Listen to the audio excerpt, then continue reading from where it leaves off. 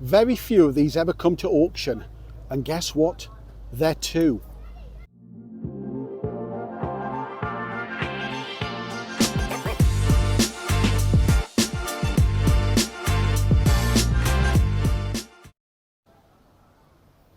Welcome to Lot 76 Cars. My name's Simon. Today I'm at the H&H sale at Buxton. My first time at this venue.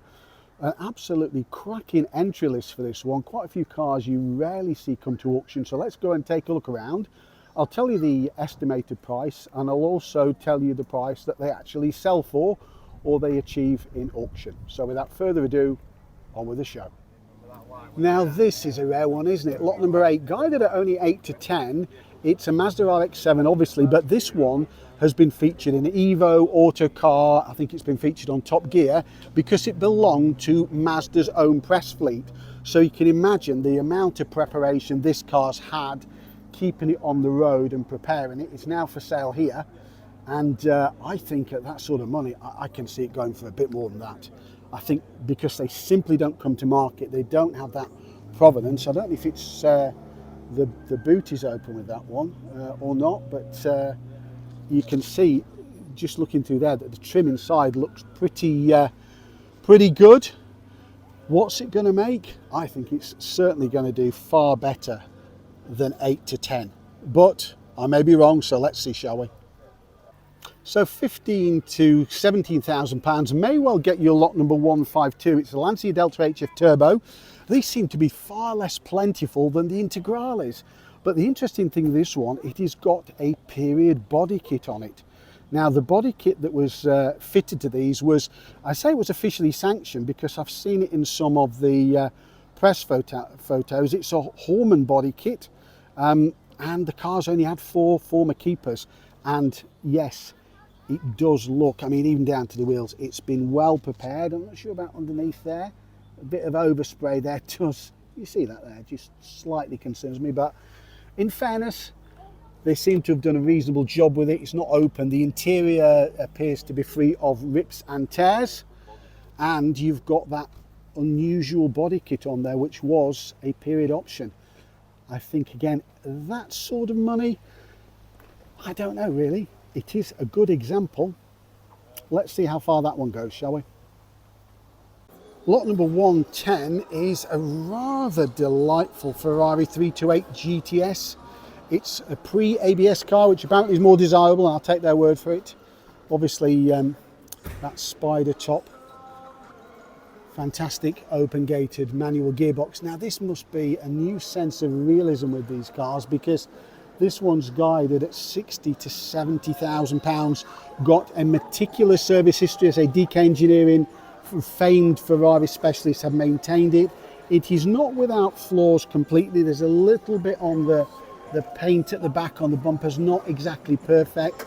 It could certainly benefit from a little bit of paintwork in places and a minimum of a machine polish. But quite honestly, as a way into 328 GTS ownership, 60 to 70, if indeed he goes for that, might justify you putting some money into a partial repaint. Not a full repaint, I don't think. Well, what do we think? What that one's going to go for? Let's see now, shall we? This step-nose Alpha Giulia GT Junior is an absolutely lovely thing, isn't it? Now, this caught my eye because it's guided at only 16 to 21,000 pounds. Surely they're worth more than that. It does look, certainly, I mean, I've spotted a couple of blemishes in the paint, which the lights will pick up here, but it does look in pretty splendid order. Might need some indicators and a bit of finishing off in there with the paint, but actually I'm being really picky. If you can snag it at the bottom end of that, then maybe you have got a significant bargain in there. I know my other YouTuber, RC Classic Garage, has got a collection of Alphas, and I'm sure he'd like that as well. Whether it's as good as those, I don't know. What's it worth? Well, the market is very quickly going to tell us, isn't it? So lot number 126 is a rather delightful Aston Martin V8 DBS. The very early cars took the V6, which is like the one that Roger Moore drove, the Bahama Gold one, in that TV series, The Persuaders. It's guided at 60 to 80,000 pounds. Again, it doesn't look half bad in there. to be honest with you. It certainly smells right. It's got a little bit of a petrol-y smell in there, but we'll forgive that one. But paintwork wise, window rubbers, if it has had paintwork, a little bit of drama going on there just under the window rubbers might indicate some future issues, but it certainly looks incredibly usable. Well, we'd have to see. All of this is down to condition, isn't it? And it looks a rather splendid car in that sort of blackberry colour. Well, let's see what the bidders think to that, shall we? And we've got lot number 12 here. It's an 840 Ci, selling for considerably less than the 850s. This 1994 example is guided at £8,000 to £10,000. Now, they are pretty complex cars. This one does seem to sit pretty low, to be honest with you. We'll try and take a look inside. I mean, that is an awful lot of car for the money. The paintwork looks like it will probably clean up reasonably well. Just some few finishing touches on there. Just like the centre caps and things like that. Some things I guess can be difficult to find these days. Interior looks okay. It does smell a little bit damp in there, whether that's a sign of water ingress. Yeah, I think there might be some damp issues in there. And the headlining is starting to part company, but everything appears to be there. But it would certainly benefit for some love. But at £8,000 to £10,000, do you think that is worth a go? Let's see, shall we? So lot number 13 is another Studebaker, and it's a Studebaker Champion Starlight Coupe. Now, from some angles it looks very much like a pickup, and it's just the design really. It's got that jet age look, that bullet nose styling that Raymond Loewy designed and Raymond Loewy steered the company towards. The interesting thing with this one, if you just take the proportions in, it's one of, to my mind, one of the most distinctive and nicest American cars of the 50s. I absolutely love the wraparound rear window, which has got echoes of aero styling, aeronautics in there. I think pretty aerodynamic for the period as well, although not wind tunnel tested. What will it make? Well, it's no reserve. It could go all the way, but they're not worth huge amounts of money, even fully restored. Let's see though. This is a Studebaker Avanti. Well, in actual fact, there's two of them here, lot 14 and lot number 141, both guided no reserve. Interesting thing with this car, it was an absolute game changer back in the day when it was launched in the US. It was the last roll of the dice for the company called Studebaker, you may remember. It's very innovative, four-wheel disc brakes. It's even got a rollover hoop built into the back, quite safe for the time, and it actually held 29 speed records in the US. There are believed to be only less than 5,000 made. I can only find 5 that have come to auction in the UK since 2011. Even the best prepared ones, and these are far from that, I've seen them at £15,000. It will be interesting to see what, first of all, lot number 14 makes, and the sister car, I think from the same collection, lot number 141. They are truly, truly innovative cars. Let's hope they find a good home. Arguably one of the prettier 911s is this Targa. Now, Targa's sometimes a bit out of favour. Fixed heads sort of making more money, but lot number 38, this 1982 SC 3-litre Targa, is guided at a pretty reasonable £65,000 to £80,000. It looks pretty genuine. Look at the cloth. That cloth upholstery is absolutely to die for. That little Fisher C box in there for your cassettes, if you still have them. Looks a really original car. Moss Brothers of Southend, probably they're not there any longer, but it is a rather striking colour. Is that the sort of colour that buyers would pine for in a 911? I'm not quite sure with that one, to be honest with you. Let's see what the market makes of that, shall we? With a bit of a hint of Triumph Herald coming through, there is something called a Fiat 1200 TV Transformable. Yeah, I'd never heard of it either. From 1959, built mainly for the US market, and that is guided at very, very strong money, £12,000 to £18,000. And it did look a bit better in the picture it does here, but nothing short of a repaint is going to fix that. We'll try and get the car in shot there at the front. It's packed in here. Echoes of Fiats of that period at the back, that sort of this fins hint of Pininfarina a little bit there. It's not unattractive from the back. I don't think it's the most attractive car, to be absolutely fair. It's come from the US, so maybe structurally underneath it's very good, and it's going to be super, super rare. But is it going to be rare enough for you to put it all back together and end up with a bill considerably in excess of the start point of £12,000 to £18,000? Let's see, shall we? I'm not sure about that one at all. So lot number 43 is this rather beautiful 20 valve Quattro, 20 valve more desirable. It's from 1990, guided at £50,000 to £60,000. It is an ex-Audi press car, and that is probably one of the reasons why somebody is putting all the numbers against that one. That seems an awful lot more. I would have seen that probably in the 40s rather than at that level, but maybe that magic of being a press car is what people want. Trim parts for Audis and many parts for this generation of Audi are difficult to get. Ask me how I know. But this one inside, the dash is not cracked. I mean, it looks like it's ready to roll. Lovely upholstery in there, isn't it? That part leather upholstery with that sort of satin cloth. Is it going to make that sort of money? Well, let's see. It was certainly on my shopping list when I came here today to have a look at anyway. Now, they only made 55 of these Lagonda Rapides back in the day. They're quite a pretty car from the back end. They're a bit of an acquired taste from the front. What makes this one so unusual is I've already seen it once before. Now, this time round, it is got a different lot number, of course. It's lot number 44, and it's guided at £38,000 to £45,000.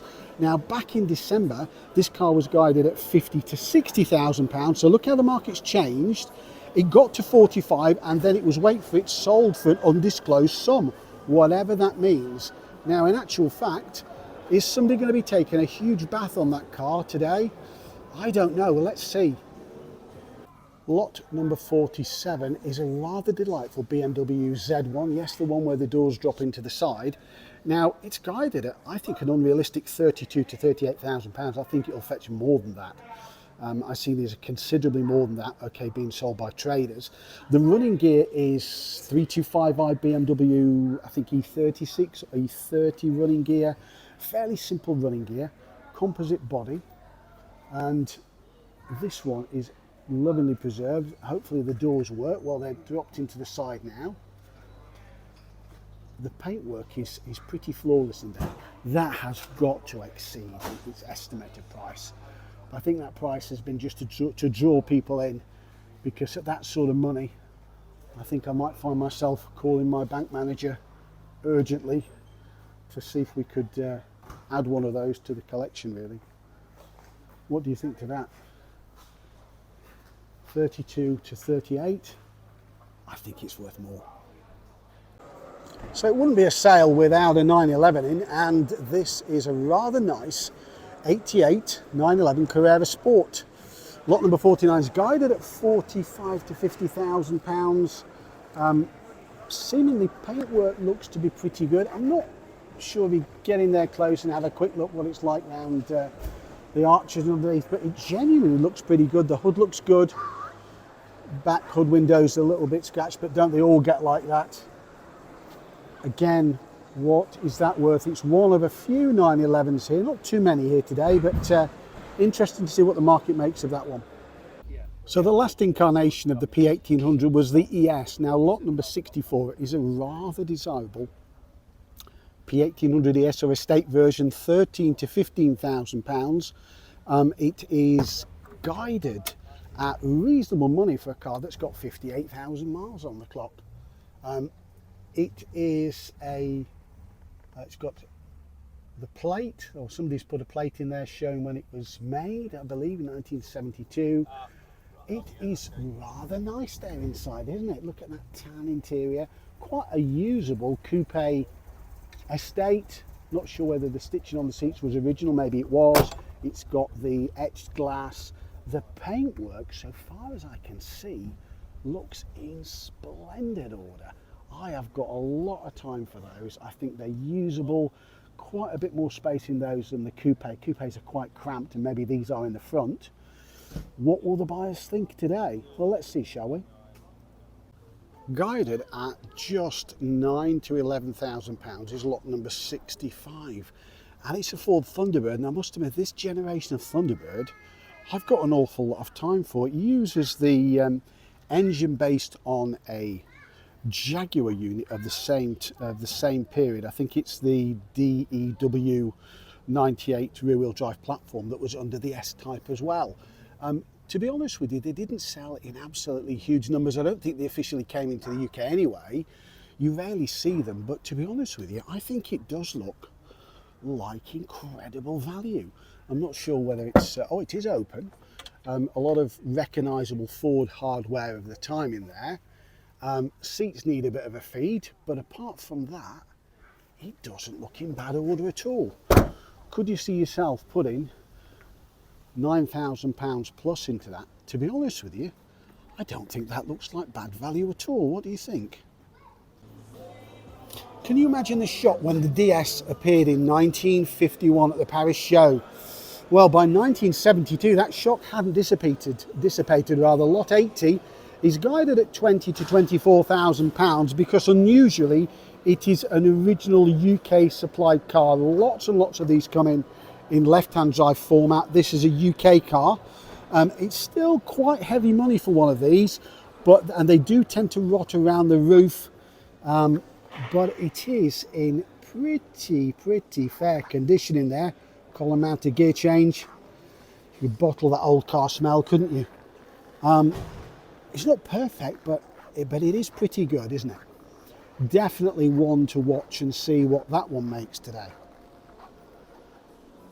I can remember when these Ford Focus RSs were sub £10,000, but lot number 85 isn't. It's £18,000 to £20,000.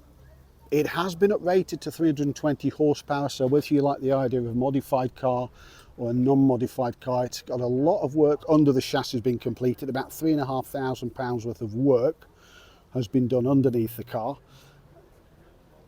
Let's have a look. Paintwork seems to be pretty good.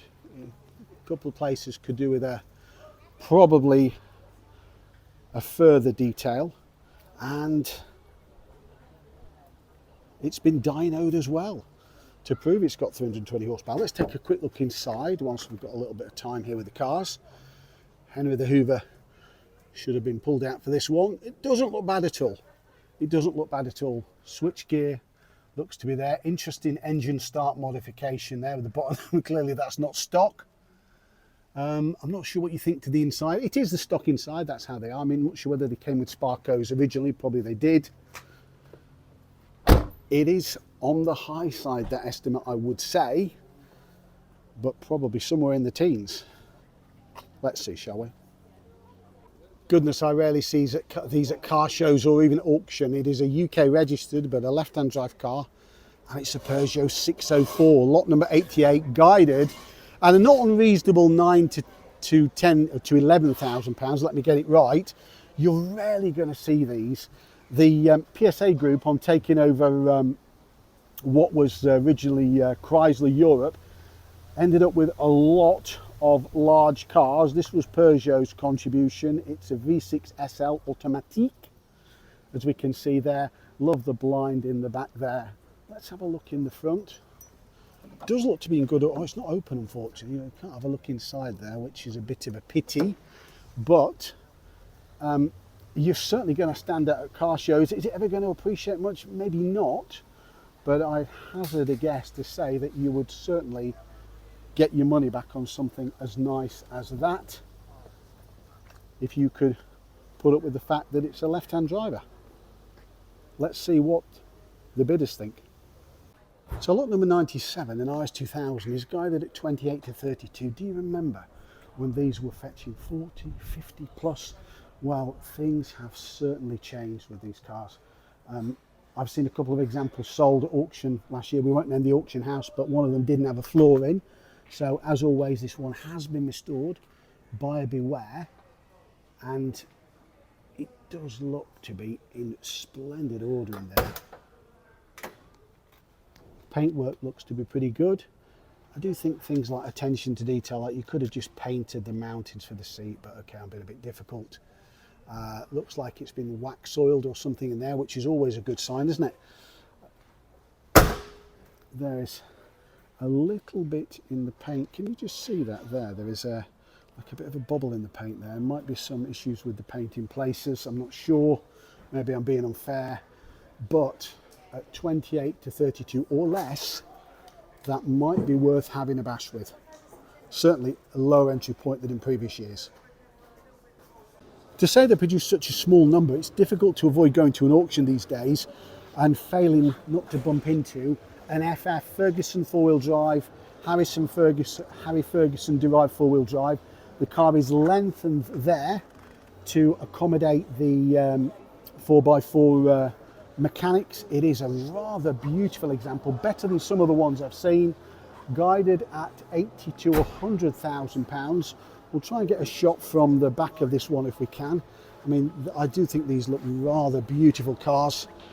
But again, that is it 7-litre engine in these? Incredible running costs. You've certainly got to have deep pockets to run one of these, but you know what? We can look at it for nothing, can't we? Isn't that lovely? What a place to be. So, Jensen FF, let's see what the market thinks of that particular car, shall we? So this BMW 2000 TII Touring Injection International has been built in a rally car evocation style. We've got a Warsteiner Brewery livery on the car.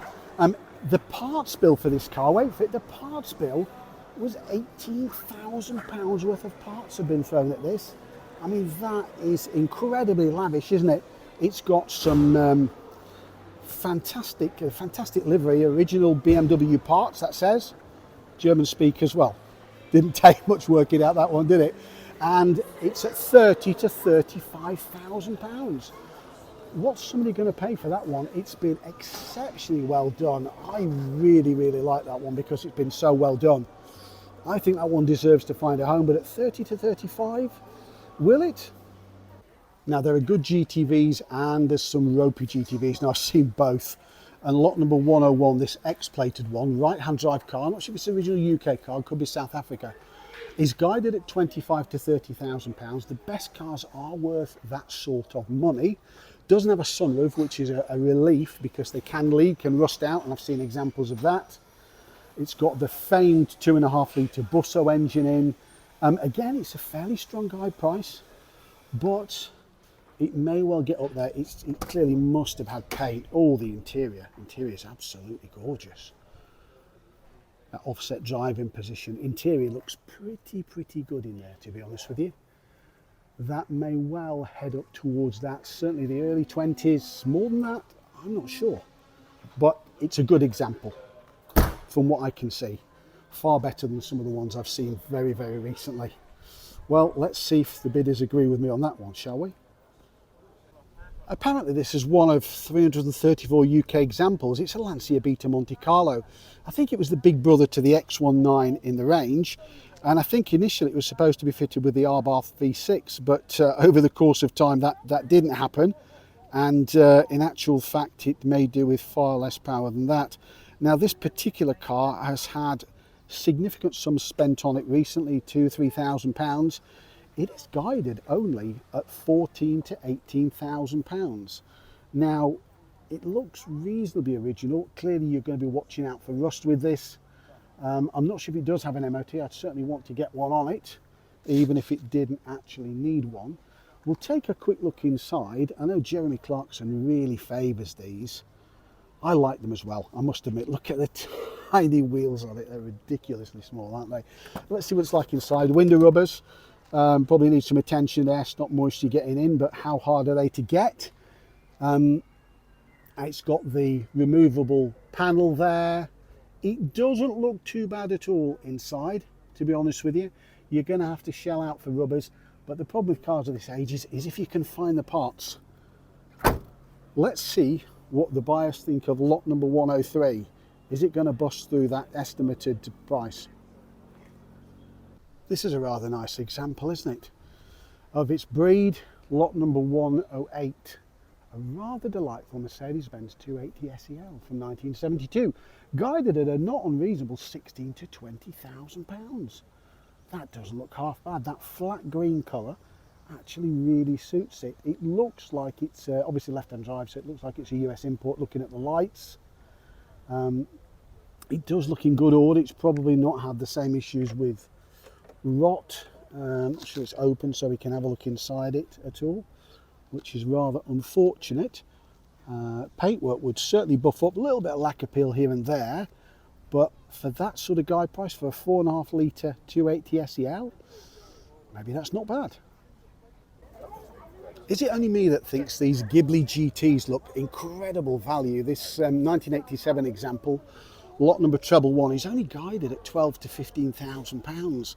I know they're probably fiendishly complicated and maybe the electrics are a bit like cheese, but in actual fact, let's if we have a look inside this car, it is beautifully appointed inside. Look at the clock. I'm sold just on the clock. I don't know about you guys. Alcantara style, or maybe Alcantara headlining. Leather upholstery looks good. Very little wear except on the centre armrest. Okay, some finishing touches maybe down there, maybe some new tread plates on, but honestly, for a vehicle of that age, you could make this very nice. That anodized plastic or chrome trim perhaps is not looking at its best, but, and you'd have to see the maintenance record, but quite honestly, I think that could be an awful lot of car at that sort of estimated price. Well, let's see how we get on, shall we? Alternatively, more heavy metal, lot number 112, it is a no reserve T-plated 1998 Bentley Anage green label. Oh, that looks resplendent. Lovely colour. Condition looks pretty good as well. What will that one make? Is there an audience for that car here today? It's lovely though, isn't it? Now, if you're in your Fast and Furious phase, this might be for you. It is a Toyota Supra twin turbo version. They did do a non-turbo version in the UK, and it's been entered from a private collection. Now, it's in pretty good order. It's guided at 22 to 28,000 pounds, and to be honest with you, looking at the order of this one, that's not necessarily a price that couldn't be achieved. There was only 623 of these actually came into the UK. It's got 6 former keepers and a full maintenance record. Cheeked out a little bit on the tyres, Devantis, but okay, I'll forgive that one. Maybe that's the only size available. Paintwork, red is notorious for lacquer peel. It really is. Now, it's probably had a spot of paint there, I suspect. I don't know if it's open or what it's like inside. We'll soon find out. Maybe not. Oh, it is open. Inside, interesting combination of the black door cards and the beige trim. Trim could do with a feed. It's an auto as well. But in actual fact, it does look like a very, very nice example. Let's see what that one achieves under the hammer, shall we? These seem to be commonplace at every auction. And to be honest with you, I wouldn't normally stop and spend too much time on. This one's guided at, I think, 11 to 12,000 pounds, lot number 139. It's beautiful. It really is. The condition, I've seen some very poor condition cars, I think recently, selling for low 4 digits. This is not one of them. This is lovely. Let's see what this one makes. Is there a market for this type of car? But in that condition, maybe there is. So this is lot number 162, and more than 1 or 2 people have been commenting what great value for money these represent. 16 to 18,000 pounds. Bentley Continental GT from 2007, modern enough to be usable and comfortable. Yes, there are potentially some eye-watering bills with these, but what can you get for that sort of money? It's almost impossible, isn't it? Yes, you're going to get some pretty big bills. I think some of the parts are shared with some of other VW Group parts, some are bespoke, but look at that interior. In actual fact, it does smell almost like new. Whoever's valeted this has definitely put the newness back in it. Now, I don't know what you think, it's not for everybody, but quite honestly, at that sort of price, I don't think you can ignore these for much longer. I'd certainly love to have the chance to own one for a short while, and hopefully it wouldn't bankrupt me. Let's see what that one makes, shall we? So this little MR2, lot number 168, is guided at a fairly strong £10,000 to £12,000. MR2 standing for midship runabout two-seater. But the reason it's so strong, it looks a pretty original car. It's got the original Pinkstone dealer plates on, still a Toyota dealer today in 2026. But it's got 18,700 miles on the clock, so it's a pretty genuine looking car. Unmodified, a lot were crashed, rusted out, questionable modifications, a little bit of drama going on there, but that may just be on the outside. Probably some paintwork needed to make it the way you want it. Interior trim looks absolutely incredible. Have a look at that inside, and you can see that it's really been well preserved in there, hasn't it? The switchgear, look at the unusual switchgear on the dash. It really is a genuine looking car. What's it going to make? Well, we'll find out very soon, shall we? So thanks for watching me on Lot 76 Cars. Hope you've enjoyed the video today. Hope you've been surprised stroke delighted by some of the prices of the cars that we've seen. A few did really well and a few bargains in there as well. So if you've enjoyed this video, please like, please hype, please share it, and it will get shown to a wider audience. And once again, as always, thank you for watching.